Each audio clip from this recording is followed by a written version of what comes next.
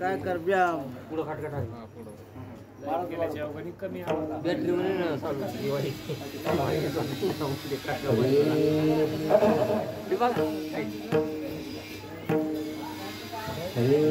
तुटला आयुष्याचा दोरा, तुटला आयुष्याचा दोरा, हिरवा उगा पसारा, टाकोनी पळती रांडापुरी, अंती होती पाठ मोरी, अवघे सुखाचे सांगाते, अवघे सुखाचे सांगाते, कामा नाही कोणी अंते, टाकोनी पळती रांडापुरी, अंती होती पाठ मोरी, चोखा म्हणे फजित खोर, चोखा म्हणे फजित खोर, माझे माझे म्हणती घर, टाकोनी पळती रांडापुरी, अंती होती पाठ मोरी, पांडुरंगा करो प्रथमन, पांडुरंगा करो प्रथमन, पांडुरंगा करो प्रथमन, पांडुरंगा करो प्रथमन, तेरे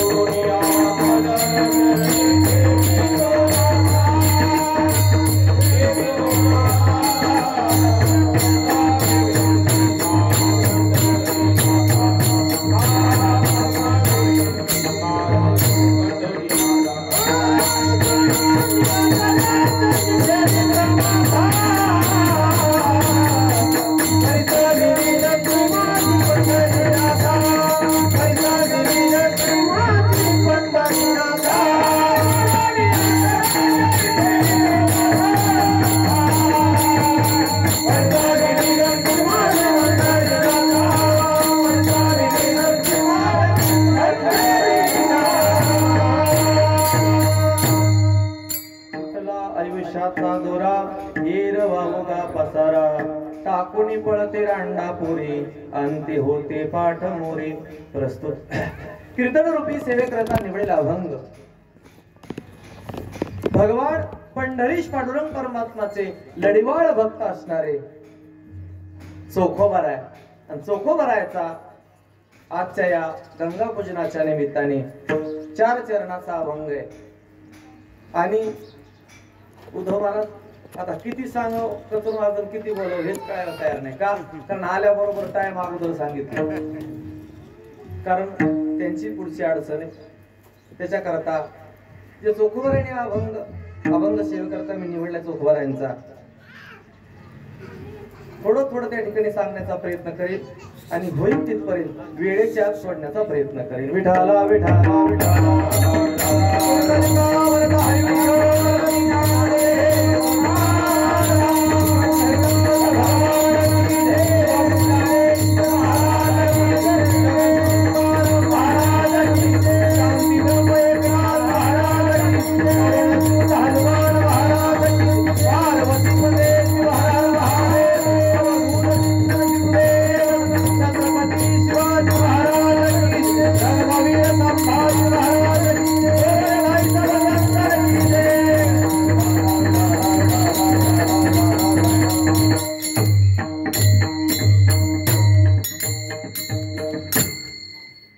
अभंगावरती बोलण्यापूर्वी थोडासा अल्पसा परिहार देणं तो अत्यंत गरजेचं आहे. कारण आपण सर्वजण या ठिकाणी जमलो आहोत. सर्वांना माहित आहे की निमित्त या ठिकाणी आपण सर्वजण जमलो आहोत.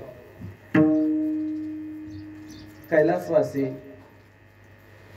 देवराव पाराजी देवराव गायके बाबांना जाऊन आज 14 दिवस पूर्ण झाले आणि त्यांच्या प्रीत्यार्थ त्यांचे चिरंजीव असणारे ज्ञानेश्वर पाराजी गायके आणि त्यांच्या 3 मुली अशा या आपल्या मुलांनी आणि या मुलींनी मिळून आपल्या वडिलाच्या ऋणातून उत्तीर्ण होण्याकरता त्यांच्या पश्चात ठेवलेला हा कार्यक्रम. विठाला विठाला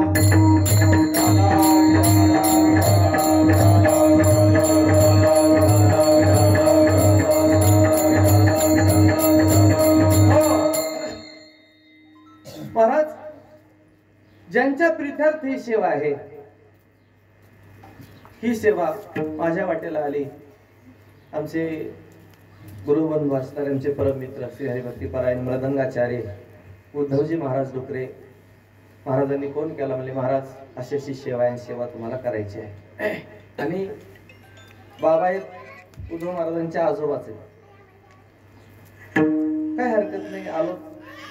पण आज कीर्तना करता ही महान मंडळी या ठिकाणी जमली, पण गुणीजन मंडळी जमली, पण आपल्याकडे जास्त वेळ नाही.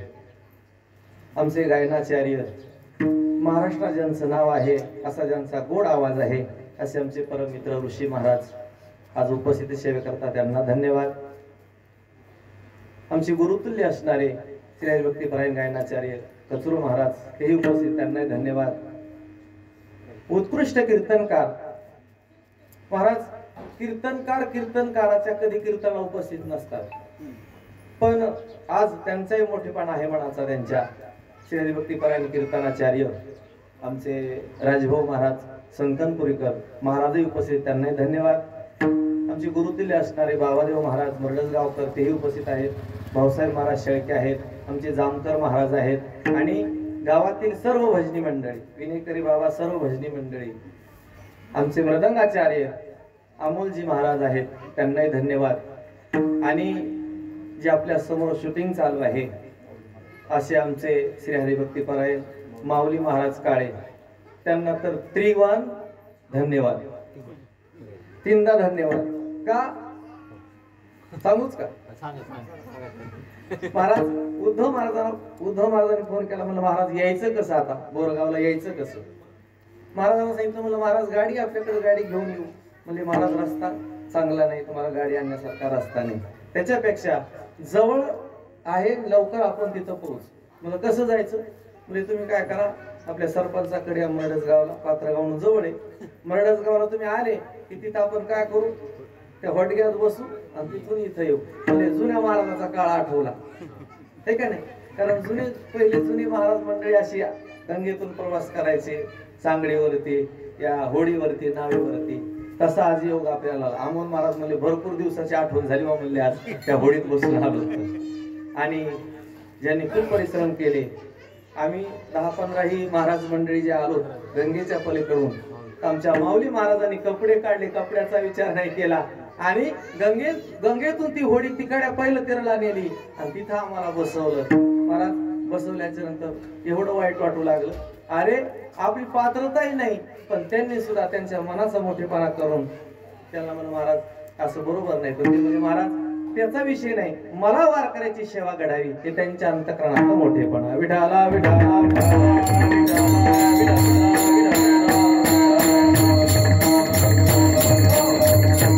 मग त्या होडीमध्ये बसून त्याने आम्हाला अलीकडे बाजूला आणून सोडत, म्हणून त्यांना पुनश्च एकदा धन्यवाद देतो. आणि येण्याकरता थोडा वेळही झाला. मला कसं वाटलं पत्रिकेत 11 ते 1 चा वेळ आहे, त्या वेळेनुसार आपण कीर्तनाची सेवा करायची. पण इथेही काही कार्यक्रम आहेत आणि त्या कार्यक्रमाच्या निमित्ताने म्हणजे 10 वाजता कीर्तन सुरू करायचं होतं, पण 10 ला सुरू न होता 11 ला सुरू झालं. आणि माझ्याकडे आता सेवा करण्याकरता खाली 1 तास बी शिल्लक राहिला नाही, पण तरी सुद्धा आपण आटोपण्याचा प्रयत्न करू. विठाला विठाला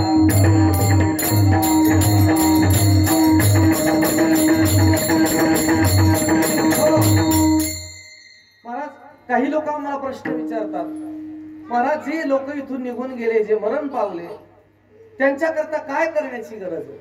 काही गरज नाही म्हणजे ते तर निघून गेले. त्यांच्याकरता कीर्तन ठेवणं, काही प्रवचन सेवा करणं, त्यांच्या प्रित्यार्थ अन्नदान करणं हे करण्याची काही गरज नाही. असे काही या कलियुगातील जे नवीन मंडळी, तरुण मंडळी, तर त्यांचा याच्यावरती विश्वास नाही. त्यांचा विश्वास नाही. का विश्वास नाही?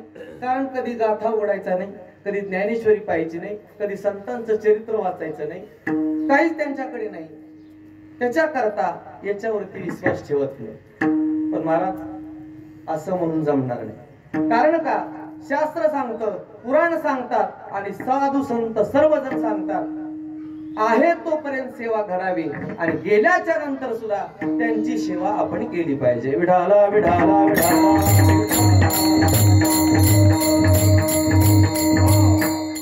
महाराज कळकळीची विनंती आहे तोपर्यंत आपले आई वडील आपल्या घरात आहेत तोपर्यंत त्यांची सेवा केलीच पाहिजे. आहे तोपर्यंत सेवा केलीच पाहिजे आणि गेल्याच्या नंतर सुद्धा त्यांच्या ऋणातून उत्तीर्ण होण्याकरता त्यांच्या प्रीत्यर्थ तुम्ही कीर्तन ठेवा, प्रवचन ठेवा, अन्नदान करा. का महाराज? त्याचा आनंद देवाला वाटतो. तयाचा वाटे देवा,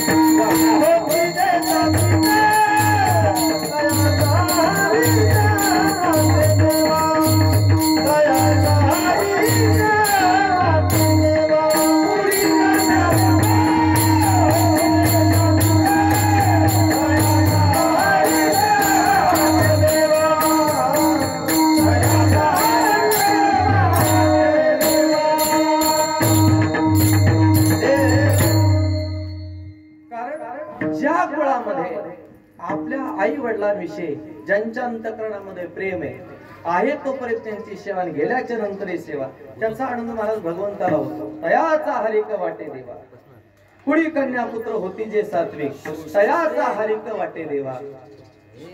त्याकरता महाराज आपल्या प्रत्येक जीवावरती 3 ऋणानुबंध आहे. एक भगवंताचं ऋण आहे, एक असणारं साधू संतांचं ऋण आहे आणि एक आपल्या आई वडिलांचं ऋण आहे. विठाला विठाला विठाला.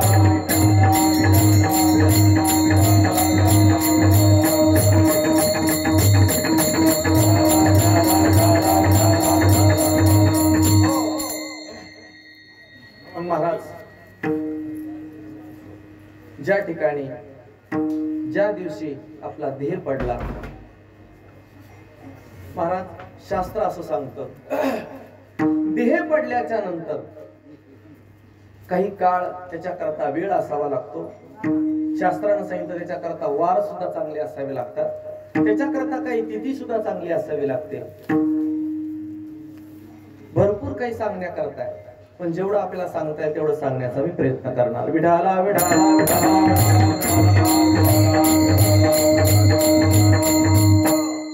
महाराज ज्या वेळेस आपल्याला ध्येय ठेवायचा आहे का, आपला ध्येय ज्या दिवशी पाडणार आहे त्या दिवशी वार सुद्धा चांगला असला पाहिजे. तसं महाराज आज वार कोणता चांगला दिवस बघ. ऐका, लक्षपूर्वक ऐका महाराज, मरण्याकरता वार सुद्धा शुभ असला पाहिजे. एका हप्त्यामध्ये 7 वार आहेत. 7 वारापैकी मरणाकरता 3 वार वर्ज्य सांगितले. मरणाकरता 3 वार वर्ज्य सांगितले का, कारण ह्या वारावरती कधीच मरायचं नाही. मग मला तुम्ही म्हणताना आलं तर काय करावं, कारण हे काय आपल्या हातात नाही. पण त्याच्याकरता सुद्धा शास्त्र सांगतं की 3 वार सांगितले. कोणते कोणते ऐका, रविवार, मंगळवार आणि शनिवार. या 3 वारावरती कोणीच मरायचं नाही. विठाला विठाला विठाला. काय होतं महाराज, या वारावरती मरण आलं तर पुढची गती बिघडत असते.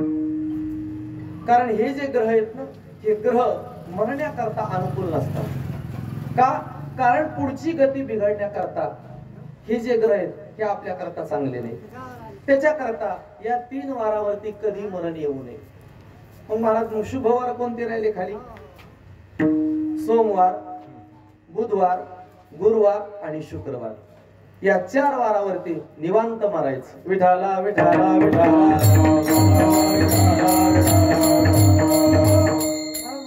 काय कारण, ज्या वेळेस दुर्योधन जन्माला आला त्यावेळेस काय झालं, रक्ताचा पाऊस पडला. बघा गती कशी सांगतो. जन्म सुद्धा चांगल्या वेळेवरती व्हावा आणि मृत्यू सुद्धा आपला चांगल्या वेळेवरती व्हावा. शुभ काळ असावा. त्या शुभ काळावरती आपला देह जर पडला तर पुढची गती चांगली.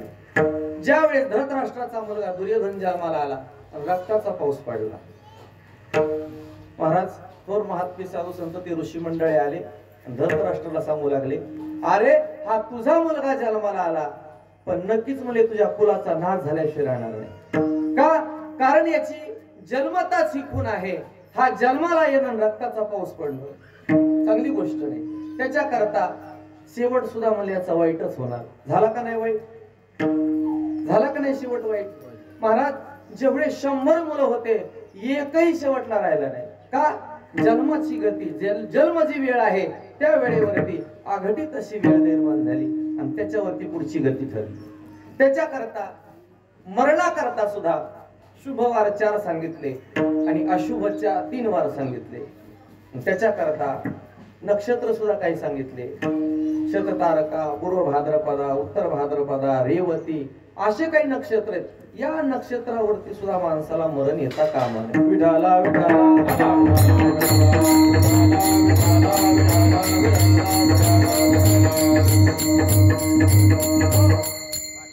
म्हणजे मग हे नक्षत्र आहेत, या नक्षत्रावरती आपल्याला मरण येता कामा नये. का, कारण ह्याने सुद्धा आपली पुढची गती बिघडत असते. पुढची गती बिघडते. त्याच्याकरता चांगल्या मुहूर्तावरती, चांगल्या वारावरती, चांगल्या वेळेवरती त्या ठिकाणी आपल्याला मरण यावं अशी प्रार्थना देवाकडे केली पाहिजे. का, कारण आपल्या हातात नाही ते. आपण जरी ठरवलं की मला सोमवारीच मरण यावं, मला गुरुवारीच यावं, चांगल्या शुभ मुहूर्तावर यावं, ते आपल्या हातात आहे का, नाही म्हणले. त्याच्याकरता चांगलं मरण येण्याकरता म्हणजे माणसानं काय करावं जीवनामध्ये, काहीतरी साधना चांगली करावी. आणि ज्याने आपल्या जीवनातली साधना चांगल्या पद्धतीने केली नक्कीच त्याचा शेवट कसा होतो, कसा होतो, त्याचा गोड होत असतो. शेवट तो भला माझा बहु गोड झाला, आलो निजाच्या माहेरा भेटी रखमाईच्या वरा. म्हणजे गोड शेवट होण्याकरता काय करावं लागेल, म्हणजे त्याला अट्टहास करावा लागेल. याच्यासाठी केला होता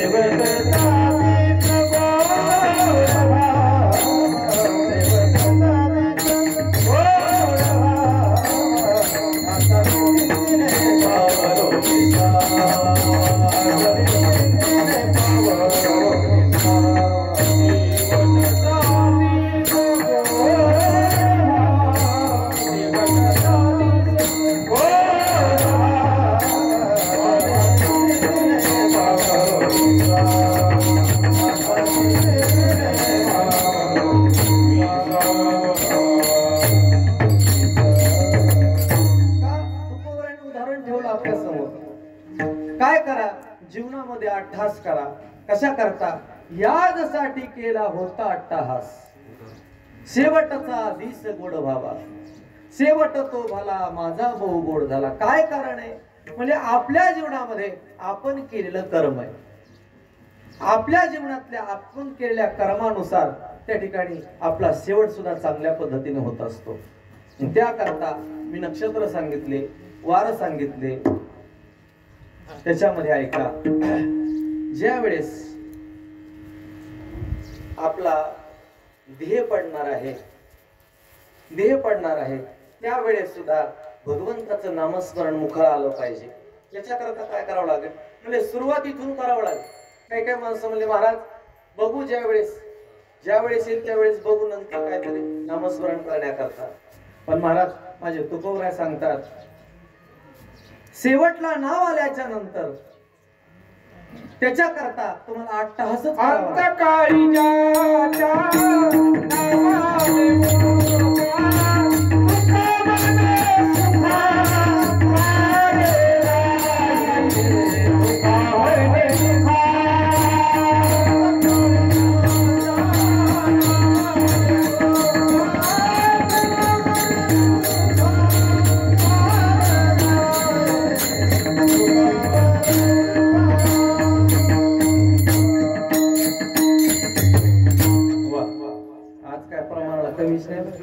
आणि जे पाहिजे तेच पण असं कोणतं बी नाही.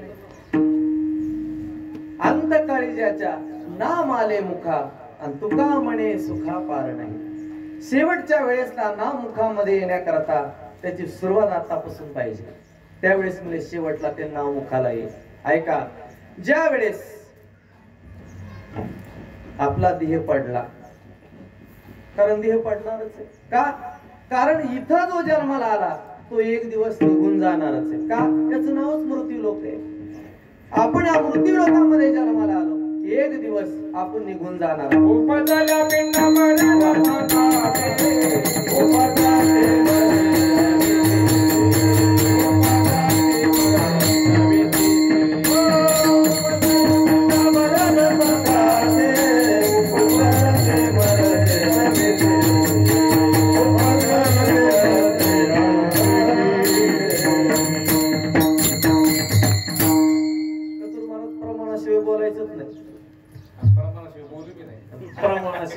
बोलू बी नाही. वा विठाला विठाला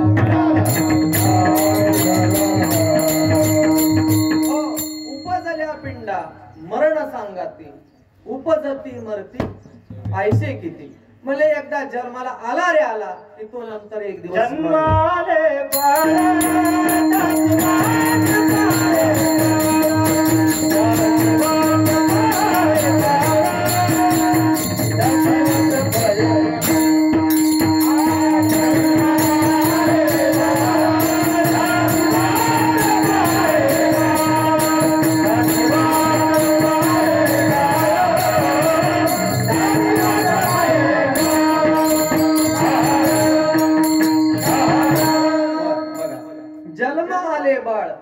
त्याची वाट पाहे काळ. म्हणजे जो जन्माला आला त्याची काळ त्या ठिकाणी वाट पाहतच बसलेला आहे, टपून बसलेला आहे. जसं एक उदाहरण सांगतो तुम्हाला. आपण मेडिकल मध्ये गेलो, मेडिकल मध्ये गेल्याच्या नंतर आपण आपल्या एखाद्या डॉक्टरनं एखाद्या औषधाची बॉटल दिली, टॉनिकची बॉटल दिली असेल. ऐका, ज्या वेळेस आपण ती बॉटल घेतो आणि त्याच्यावर पाहत असतो काय एक्सपायरी डेट.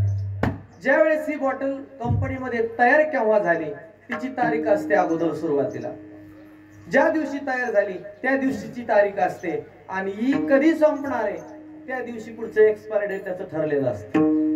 जसं त्या बाटलीवरती तयार झालेली तारीख आहे आणि हिचा शेवट कधी होणार ती तारीख आहे, तसंच मला तुमचं आमचं सुद्धा आहे. ज्या वेळेस आपण जन्माला आलो त्या दिवशी असं ठरलं की हे कोण्या दिवशी मरणार, हे कोण्या दिवशी जाणार, हे त्या दिवशी ठरलेले. त्याच्याकरता सांगतात देह पडला, पण देह पडल्याच्या नंतर लक्षपूर्वक ऐका. विठाला विठाला विठाला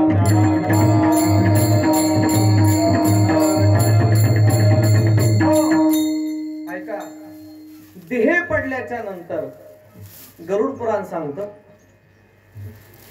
पहिल्या दिवसापासून तर 10 दिवसापर्यंत त्याचं पिंडदान झालं पाहिजे. होतं का तुमच्या इकडं? नाही ना. गेल्या दिवसापासून तर 10 दिवसापर्यंत आपण घरी पिंडदान करतो का? नाही करत. पण शास्त्राचा नियम असा आहे, गेलेल्या दिवसापासून तर 10व्या दिवसापर्यंत आपल्या घरी पिंडदान, रोज पिंडदान झालं पाहिजे.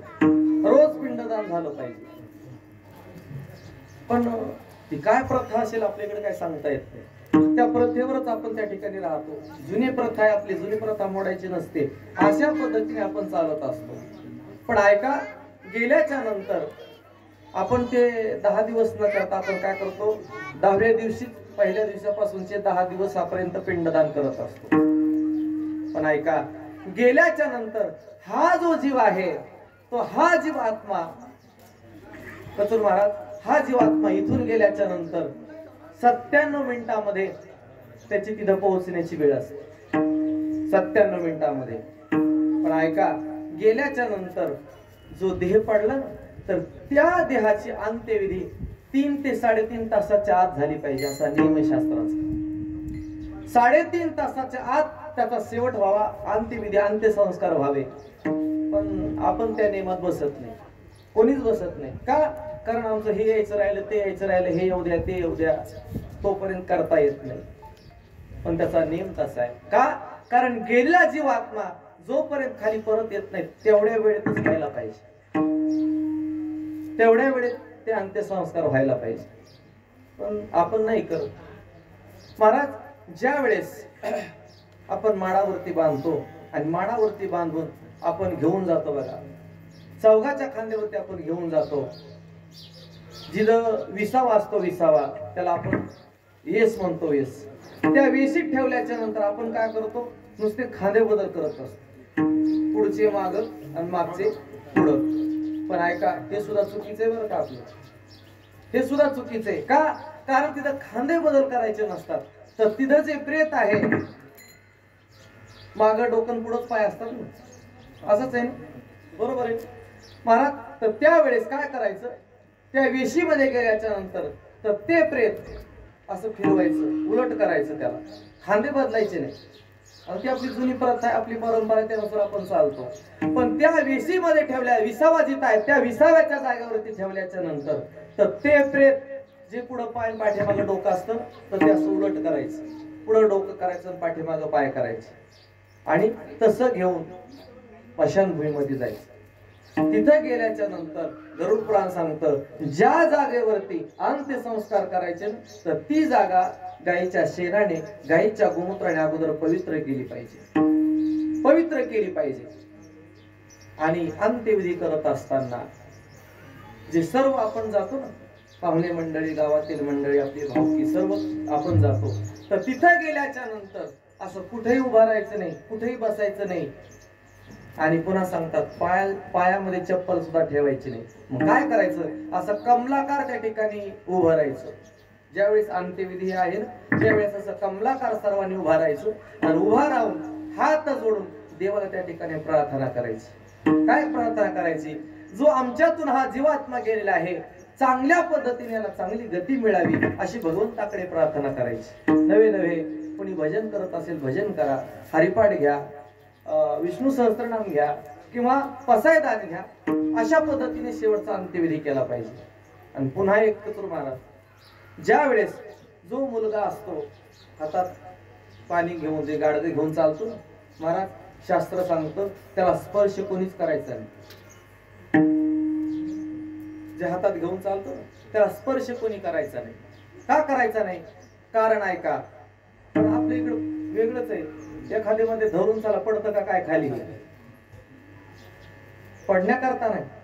पण शास्त्र असं सांगतं, तो जो गाडगा घेऊन चालतो ना त्याच्यामध्ये तो पवित्र झालेला असतो. ज्यावेळेस आपण पाणी पाजण्याचा कार्यक्रम असतो ना आपला स्मशानभूमीमध्ये गेल्याच्या नंतर, तर तिथं अगोदर स्नान घालतात आणि स्नान त्याला घातल्याच्या नंतर पुढचा कार्यक्रम असतो पाणी पाजण्याचा.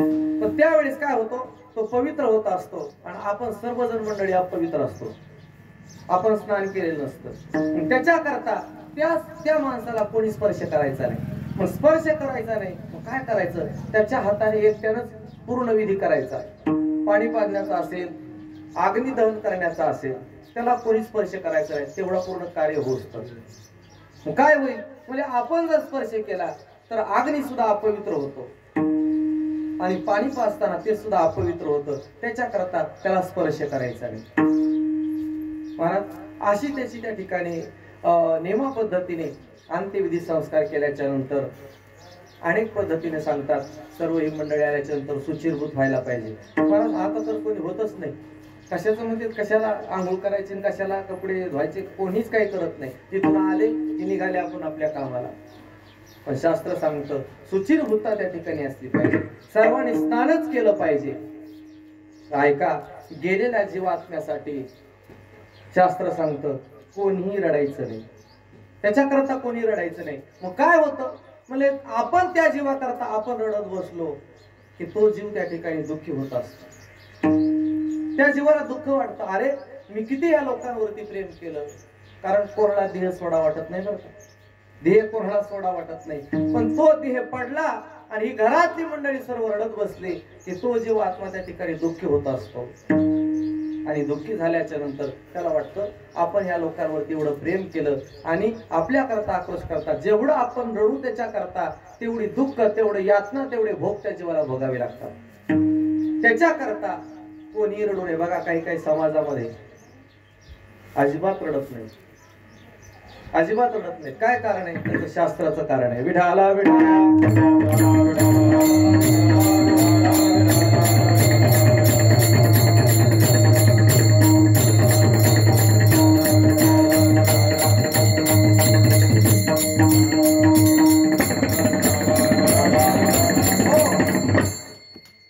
महाराज 3.5 तासाच्या आत अंत्यविधी व्हावा. का? कारण तो जीवात्मा येऊन आपल्या त्या दारावरती येऊन बसत असतो आणि 10 दिवसापर्यंत आपल्या दारामध्ये त्याचं वास्तव्य असतं. का? कारण हा स्थूल देह पडला पण सूक्ष्म देहाने तो आत्मा तिथं गेला, दरबारामध्ये जाऊन परत खाली आलेला आहे, दारात बसला. दारामध्ये बसल्याच्या नंतर रोज 10 दिवसापर्यंत, ऐका शास्त्र असं सांगतं, 10 दिवसाकरता रोज त्याच्या करता घरामध्ये नामस्मरण झालं पाहिजे, नामचिंतन झालं पाहिजे. त्या जीवाकरता अन्नदान झालं पाहिजे. का? कारण पुढची गती ठरत असते, त्याच्यावरती त्याची पुढची गती ठरते. त्याच्याकरता नामसंकीर्तन व्हावं, कीर्तन व्हावं, अन्नदान व्हावं, काही काळ त्याच्याकरता साधना त्या ठिकाणी केली पाहिजे. ऐका, असं करत करत महाराज 13वा दिवस आहे आणि 10वा झाल्याच्या नंतर 13व्या दिवशी त्या जीवात्म्याला इथून निघण्याचा प्रवास चालू होतो. 13 दिवसापर्यंत तो जीवात्मा आपल्या दारातच बसून राहतो आणि राहिल्याच्या नंतर 13वा झाला, पितृजीव घातले की तिथून पुढे त्याचा प्रवास चालू होतो. तिथून प्रवास चालू झाला की ज्या ज्या दिवशी आपण पितृ घालतो ना, उद्धव महाराज पितृ सुद्धा तिथीवर घातले पाहिजे बरं का, तारखीवर घालता कामा नये. का घालायचे नाही तारखीवर? एखादा महिना 28चा असतो, एखादा 29चा असतो, एखादा 30चा, एखादा 31चा असतो. मग तारखीवरती कधीच त्या ठिकाणी आपली तिथी येत नाही. जी आपली गेलेली जी तिथी का, ती तिथी तारखीवर कधी जमत नाही. त्याच्याकरता तिथीच असली पाहिजे आणि त्या तिथीवरती आपण तो पितृ घातला पाहिजे. एक महिन्याचा पितृ म्हणजे महिन्याचा पितर का घालायचा? कारण या जीवात्म्याला घेऊन जात असताना जे यमदूत घेऊन जातात, तर घेऊन जात असताना प्रत्येक महिन्याच्या तिथीला फक्त त्या जीवाला विसावा असतो, त्या जीवाला विसावा मिळतो आणि त्या विसाव्यावरती तुम्ही केलेलं अन्नदान तिथं त्याला प्राप्त होतं आणि ते तिथलं भोजन करून असं करत करत आता पुढचा प्रवास सांगत नाही. का? कारण पुढचा प्रवास वर्ष श्राद्धाच्या कीर्तनाला सांगावा लागतो. तुम्हाला कोणा वर्ष श्राद्धाला यायचं का? तुम्हाला असं नाही. विढाला विढाला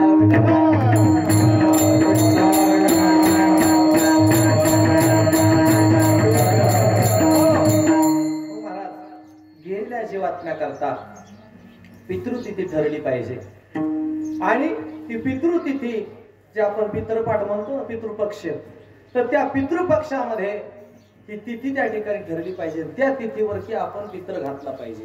का? का पितृ घातला पाहिजे? कारण आपण इथं केलं अन्नदान त्या जीवाकरता त्या ठिकाणी प्राप्त होतो, त्याकरता आपण केलं पाहिजे.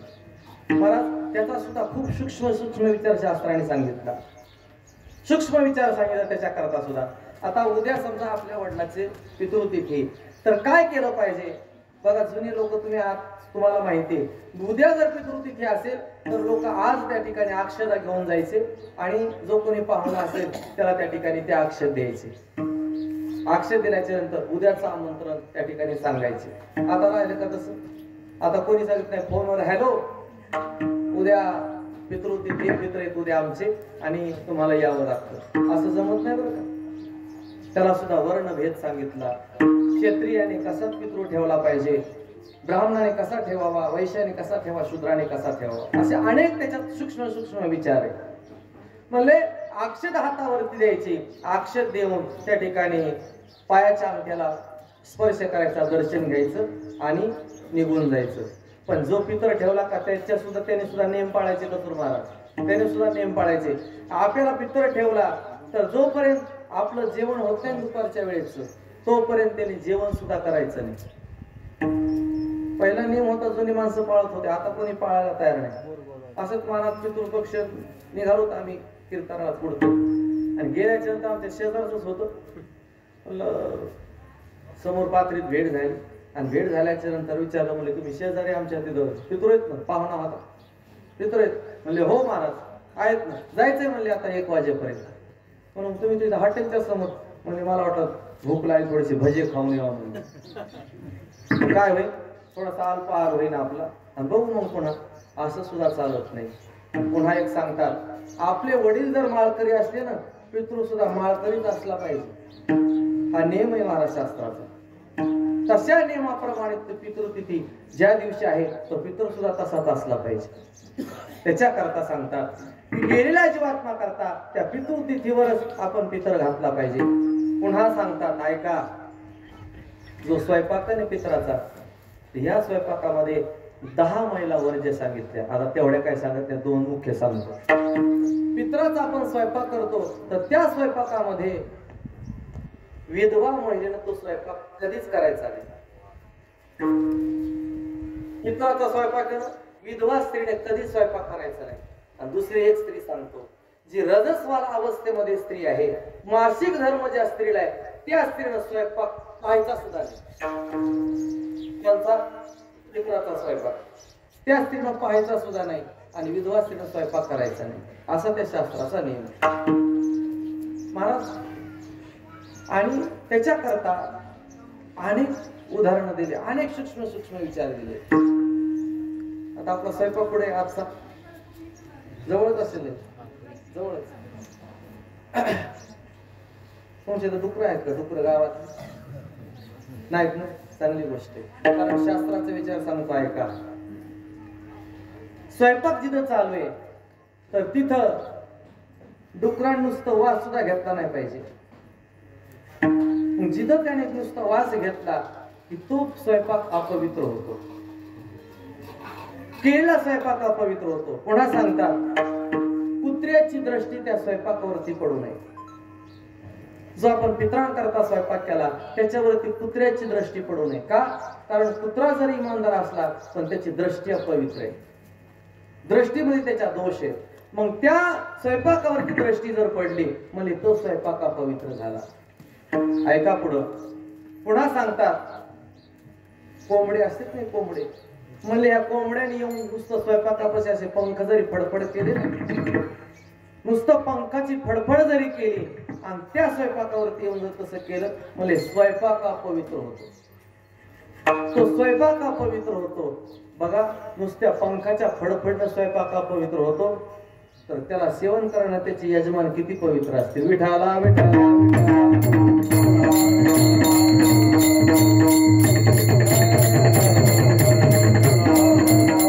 महाराज, त्याच्याकरता श्वानाची दृष्टी पडू नये, कोंबड्याची फडफड त्या ठिकाणी होऊ नये, पुन्हा डुकराने तिथे येऊन सुगंध वास घेऊ नये. पुन्हा एक सांगतात की त्याच्यावरती दुर्जनाची सुद्धा दृष्टी पडू नये. का? कारण या पशु प्राण्यापेक्षा सुद्धा दुर्जन मनुष्य वाईट सांगितला. दुर्जनाची जरी दृष्टी पडली स्वयंपाकावरती तरी तो स्वयंपाक अपवित्र होतो. त्याच्याकरता हे पाळावयाचे नियम आहेत. विठाला विठाला विठाला विठाला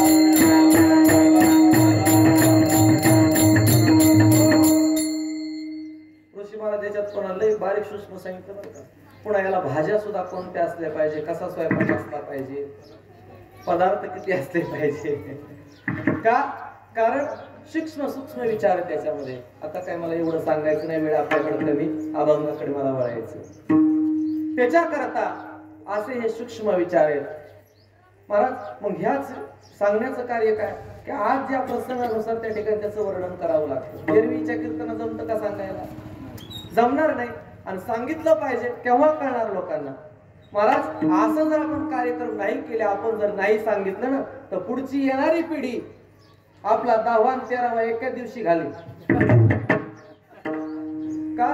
कारण माहीतच होणार नाही हे कशाला काय म्हणतात, यानं काय होतं, त्याने काय होतं, अशा विचारातली ही नवीन पिढी. त्याच्याकरता शास्त्राच्या नियमाप्रमाणे आपण चाललं पाहिजे. विठाला विठाला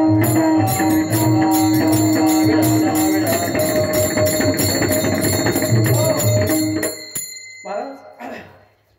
त्याकरता जे जे इथं लोक जन्माला आले, अवताराला आले, तर इथं कोणी त्या ठिकाणी राहायला आले. एक नाही आले अवतार